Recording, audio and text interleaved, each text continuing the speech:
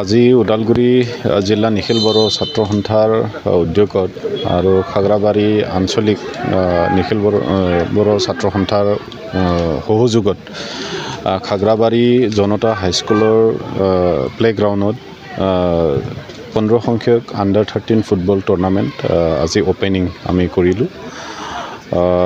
যোৱা 2009 চনৰ পৰা আমাৰ আণ্ডাৰ 13 ফুটবল টুৰ্ণামেণ্ট জিলা পৰ্যায়ত আমি অনুষ্ঠিত কৰি আহিছোঁ। গতিকে এই বছৰ আমি খুব আনন্দ যে যোৱা 14 বছৰৰ মূৰত চাগে এই বছৰ আমাৰ যিমানখিনি আঞ্চলিক বোৰ আছে সকলো আঞ্চলিকে অংশগ্ৰহণ কৰিবলৈ সক্ষম হৈছে।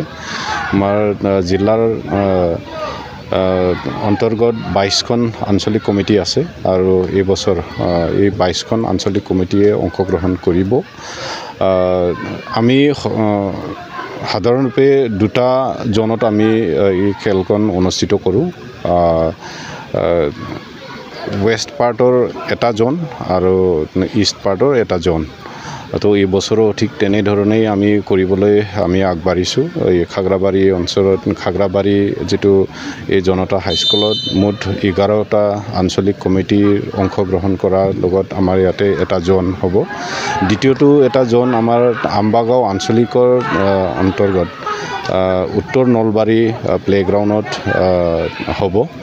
আৰু আমি সচৰাৰূপে দুটা জনত মানে যিহেতু আমি ভাগ কৰি আহিছোঁ, য'ত মানে অপেনিং হয় তাত ফাইনালটো আমি সাধাৰণতে নকৰোঁ, ছেকেণ্ড জনত আমি ফাইনালটো লওঁ।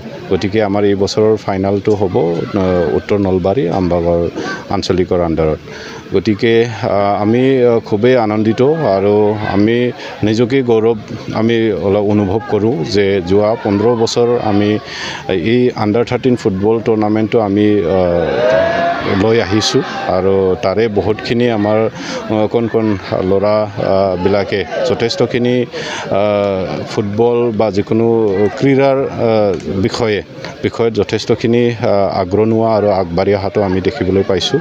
গতিকে সেইটোক লৈ আমি যথেষ্টখিনি মনত এটা ইনস্পিৰেশ্যন এটা লৈ আৰু আগবাঢ়ি যাবলৈ আমি নিজকে ঠিক কৰিছোঁ। আৰু খুব মানে আনন্দৰে মই ক'ব বিচাৰিম যে এই বছৰৰ পৰা আমি নট অনলি বয়জ, আমি গাৰ্লছৰো আণ্ডাৰ 13 ফুটবল টুৰ্ণামেণ্টটো আমি অনুষ্ঠিত কৰিম। সদ্যহতে 3টা টীম আমাৰ ৰেডি হৈ আছে আৰু এটা টীম জাষ্ট মানে তেওঁলোকে কালিলৈকে খবৰ দিব। গতিকে যদি সেইটো ঠিক হয় 4টা টীমটো আমাৰ এই বছৰ ওলাব। লেডিজো আমি এইবাৰ মানে অনুষ্ঠিত কৰিবৰ কাৰণে আমি সাজু হৈছোঁ। গতিকে boys and girls under 13 football tournament আমাৰ এই বছৰ হ'ব।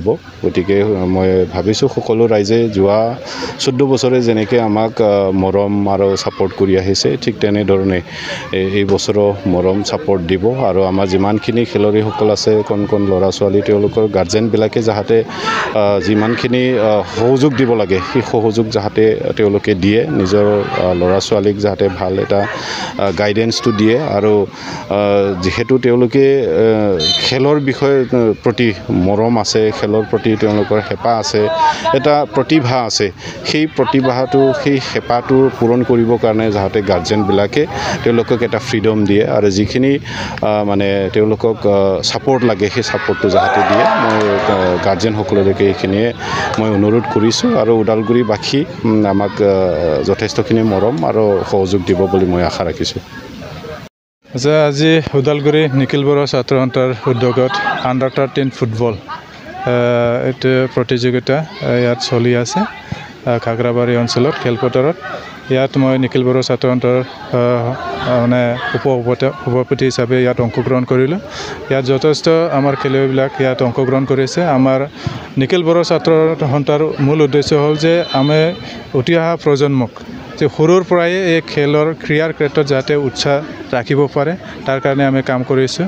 আৰু তাৰ লগতে ইয়াত মাত্ৰ এইটো জিলা ভিত্তিত নহ'ব, এইটো চেণ্ট্ৰেল কমিটিৰ ভিত্তিতো হ'ব আৰু কেন্দ্ৰীয় কমিটিত এইটো প্ৰতিটো জিলাৰ পৰা ইয়াত মানে জিলাৰ ছিলেক্ট কৰি এটা টীম লৈ যাব। আৰু তাৰে পৰা আৰু আমাৰ এটা আছে যে নিখিল বড়ো ছাত্ৰ সন্থাৰ উদ্যোগত এটা বডোপা FC বুলি এটা ফুটবল ক্লাব আছে, তাত মানে ৰেজিষ্টাৰ হৈ যাব। তাতে মানে আমাৰ এইবেলি বডোপা FC আসাম ইউথ লীগত মানে ছেকেণ্ড পজিশ্যন পাবলৈ সক্ষম হৈছে, যিটো গুৱাহাটীত চলি আছিলে। আৰু আহি থকা দিনত যে লীগ ইণ্ডিয়ান প্ৰিমিয়াৰ লীগ আণ্ডাৰ-13 তাতো খেলাৰ কাৰণে এটা সুযোগ পোৱাৰ কাৰণে আমাৰ এটা ৰাস্তা খোলা গৈছে। তাৰ কাৰণে আমি উঠি অহা প্ৰজন্মক এইবাৰৰ পৰাই মানে এই বয়সৰ পৰা আণ্ডাৰ-13 পৰা যাতে চবেই উৎসাহেৰে ইয়াত অংশগ্ৰহণ কৰে। আৰু এটা মূল লক্ষ্য হ'ল কি আমি যাতে এনে বেকাৰ সময়টো যাতে এটা ব্যস্ততা সময়ত ৰাখে, ভাল সময়, ভাল আমাৰ ক্ৰিয়াৰ ক্ষেত্ৰত হওক বা আমাৰ সাংস্কৃতিক দিশত হওক বা লিখা পঢ়া দিশত যাতে ৰাখিব পাৰে। কিয়নো আজিৰ সময়টো চাইছোঁ যে যুৱ প্ৰজন্মৰ মাজত ড্ৰাগছ, মদ, ভাং এইবোৰ ব্যৱহাৰ কৰা বহুত হৈ আছে। গতিকে তাৰ পৰা পৰিত্ৰাণ পাবলৈ কাৰণে এনেকৈ খেলত যাতে আমি সুযোগ দিব পাৰে, তেখেতসকলক যাতে ব্যস্ততাত ৰাখিব পাৰে, তাৰ এটা এইটো আমাৰ মূল উদ্দেশ্য।